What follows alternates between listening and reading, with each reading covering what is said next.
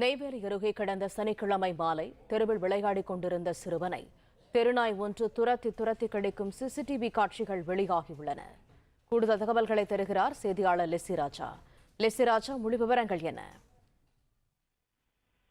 மாவட்டம் நெய்வேலி அருகே உள்ள சக்தி நகர் பகுதியில் வசித்து வருபவர் மோகன். இவர் கார்பெண்டர் வேலை செய்து வருகிறார். இவரது மகன் தெருவில் விளையாடி கொண்டிருந்த போது தெருநாய் அவரை துரத்தி செய்வது அறியாமல் தவித்த அந்த சிறுவன் அருகில் இருந்த வீட்டிற்கு கத்தி கொண்டு ஓடினான். அந்த சிறுவன் அந்த வீட்டிற்கு கேட் அருகே செல்லும் போது துரத்தி வந்த பெருநாய் அவனை கடிக்க துவங்கியது. இதனால் கதறிய அந்த சிறுவனை அந்த வீட்டில் இருந்த பெண்மணி ஓடி வந்து கேட்டை திறந்து காப்பாற்றினார். இந்த பரபரப்பு சிசிடிவி காட்சிகள் தற்போது வெளியாகியுள்ளது.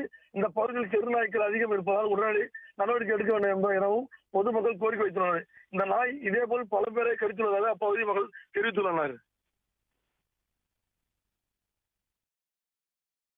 தகவல்களுக்கு நன்றி லெசிராஜா.